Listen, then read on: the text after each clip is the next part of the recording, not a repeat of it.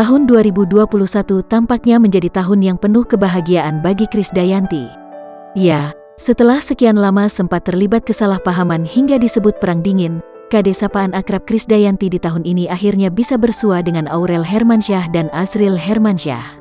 Pertemuan tersebut dimulai dari saat Aurel lamaran hingga menikah. Dan baru-baru ini, melansir postingan Instagram pribadinya yang diunggah Senin, tanggal 10 Mei tahun 2021, KD kembali dibuat bahagia lantaran dikunjungi oleh Aurel dan Atta Halilintar. Pada kesempatan itu, KD bahkan memamerkan potret dirinya berselfie bersama Aurel Hermansyah pada slide pertama. Kemudian pada slide kedua, KD berfoto beramai-ramai bersama Aurel, Atta Halilintar, Tarik Halilintar, Amora, hingga Kelen. Setelahnya, di slide ketiga KD mengunggah momen Aurel di meja makan bersama Amora dan ibunya. Tak cukup sampai di situ, di kolom keterangan KD juga menuliskan kata-kata perihal wajahnya dan Aurel yang banyak disebut orang makin mirip. Banyak yang bilang muka anak saya tambah mirip ya, tapi kalau udah jadi bumil gini apa masih mirip, tulis Krisdayanti.